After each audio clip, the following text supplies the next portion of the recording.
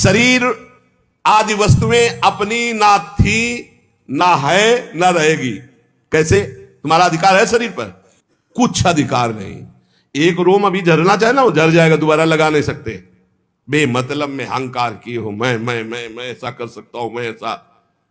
शरीर आदि वस्तु, शुद्ध ज्ञान, शुद्ध भक्ति, दोनों श्लोकों में भगवान ने जीवन मुक्त होने के लिए बता दिया। शरीर आदि वस्तुएं अपनी नहीं, प्रत्युत मिली हुई है भगवान से अपने को। किस लिए? सत्कार्य करने के लिए, सत्कार्य करने के लिए। सरकारी गाड़ी बंगला है, ये सरकार का काम करने के लिए मिला है। ये कुछ दिन के लिए मिला, फिर छीन लिया जाएगा। ना ये पहले था तुम्हारा, ना बाद में रहेगा, बीच में दिया गया, छीन लिया जाएगा। कि ये केवल भगवत प्राप्ति के लिए मिला है। भगवत प्रीत्यर्थ, दूसरों में भगवान की भावना करके सेवा करो, इसलिए मिला यह शरीर। इन वस्तुओं पर जो अपना अधिकार जमा लेता है और अपने लिए भोग भोगता है, वो मृत्यु के बाद दुर्गति को प्राप्त होता है। पुनरपि जननम पुनरपि मरणम। इस शरीर को ना तुम बदल सकते हो, ना मरने से रोक सकते हो। यह शरीर एक नियत समय के लिए आया है, और इस समय में तुम भगवत प्राप्ति के लिए कार्य कर लो। क्या? कुछ नहीं करना। ये जो सब है, इनको समर्पित कर दो। चदरिया जैसी की तैसी धर दीनी। ये लो महाराज, हमसे नहीं होने वाला कुछ। ना शुभ ना अशुभ, ना हम कर्ता बनेंगे शुभ के ना अशुभ के। हमसे कुछ नहीं, हम आपकी शरण में पूरा समर्पित। अभी आज से आप जीवन मुक्त के मार्ग में चलने लगे। समर्पण योग। ईमानदारी से भगवान की वस्तु भगवान को समर्पित कर दो, और कुछ नहीं करना। मस्त। बस यही बात समझ में आ जाए, भगवान की वस्तु भगवान को समर्पित कर दो। ये शरीर, शरीर संबंधी भोग, सब कुछ जितना, सब श्री भगवान का, सब समर्पित कर दो भगवान को। संपूर्ण क्रियाएं और पदार्थों को भक्त भगवान के चरणों में समर्पित कर। ज्ञानी प्रकृति में देखता है। प्रकृति और संसार दोनों के स्वामी भगवान है, अतः क्रियाएं और पदार्थ भगवान को अर्पण कर दो। कोई भी पदार्थ बिना भोग लगाए मत खाओ। कोई भी क्रिया करो, उसको भगवान को अर्पित करो, क्योंकि ये शरीर, मन, प्राण, बुद्धि, इंद्रियां सब श्री भगवान के। ऐसी भावना में रहो, अभी जीवन मुक्तता की तरफ बढ़ने लगोगे, अभी निर्विकार होने लगोगे।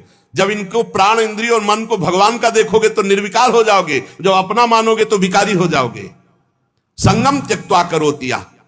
किसी भी प्राणी, पदार्थ, शरीर, इंद्रिय, मन, बुद्धि, प्राण, क्रिया, किसी में संग मत करो। न प्राणों का संग, न इंद्रियों का संग, न बुद्धि का संग। उस समय देखो असंग। तुम अलग हो, ये अलग है, पर तुम अलग नहीं देख पाते, इन्हीं में मिल जाते हो। आकर्षण, खिंचाव, लगाव, महत्व, ममता, कामना। इसीलिए जो सच्चा उपासक होगा, कभी निंदा नहीं, कभी प्रशंसा नहीं।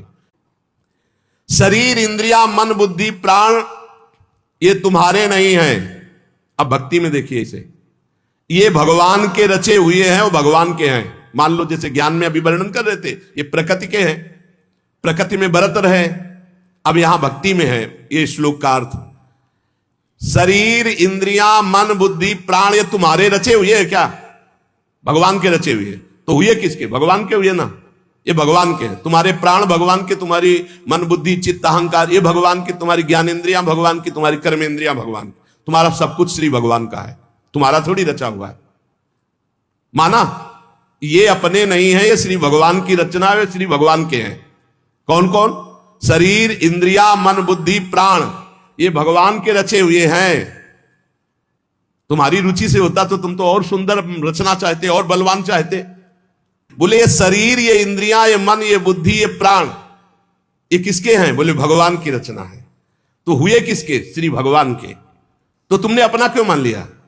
यही बंधन है, यही बंधन है, अपना इनको मान लेना। इसी भक्त का क्या स्वरूप होता है? वो इन्हें भगवान का मानता है। ज्ञानी का क्या स्वरूप होता है? वो उन्हें प्रकृति का मानता है, क्योंकि प्रकृति के ही अंश ये है।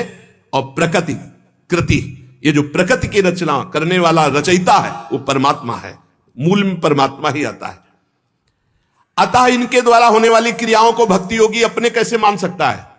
जब शरीर, मन, प्राण सब भगवान का, तो इनकी क्रियाएं भी भगवान की। इसलिए वो जीवन मुक्त हो जाता है। जीवन मुक्त कैसे होगा? शरीर, मन, प्राण, इंद्रियां सब भगवान की, तो इनके द्वारा होने वाली क्रियाएं सब भगवान की। आप जीवन मुक्त हो गए। लगा तो बहुत सरल, लेकिन देखो क्या सब भगवान को अर्पित करते हो? क्या जब आपके अंदर प्यास लगती है तो आप ये सोचते हो भगवान पानी पीना चाहते हैं? जब आपके अंदर भूख लग रही, मेरे हृदय में बैठे हुए भगवान पाना चाहते हैं। जब आपके अंदर विकारात्मक भाव है, तब आवे कि ये दुष्ट कहां से दुर्वासना दबी रह गई, अभी ये भगवान की नजर में नहीं पड़ी, इस हृदय में कहीं दुर्वासना, हे नाथ हे करुणामय, इस दुर्वासना को हटाओ। ऐसे भक्ति में चला जाता है। ये सब भगवान की, सारी क्रियाएं भगवान की, तो आप कौन है? आप भी श्री भगवान के। हो गया काम। शरीर, इंद्रिया, मन, बुद्धि, प्राण सब भगवान के, इनकी क्रियाएं भगवान की, और मैं भी भगवान का। मुक्त हो गए। जितना बचा के रखोगे उतना ही तुम्हारा बंधन कारक है। भगवान ही मेरी इंद्रियों में और मन में बैठकर सारे कार्य करवा रहे हैं। भक्त ये देखता है। अब ये जो पापाचरण करने वाले हैं ना, ये बात सुनेंगे ना तो ये भी ये बात उसमें ले जाएंगे कि भगवान ही तो हमारे मन, गीता में लिखा है, मन और इंद्रियों में बैठे, तो तुम समर्पित कहां हुए? तुम तो अहंकार की धरा में हो। अहंकार में काम, क्रोध, लोभ, मोह, मद, मत्सर ये दोष रहते हैं।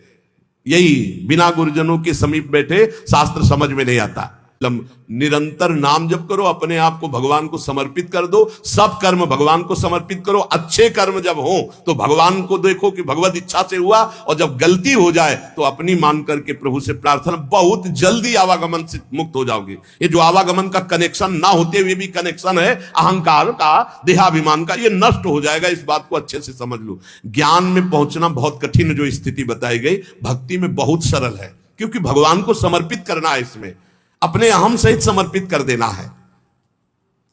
सांख्य योगी शरीर, इंद्रिय, अंतःकरण आदि के साथ अपना कभी संबंध नहीं मानता, और भक्त अपने शरीर, इंद्रिय, अंतःकरण आदि को भगवान को समर्पित कर देता है। ये बढ़िया, बहुत मीठा सरल मार्ग भक्ति का, और बात वही बननी है।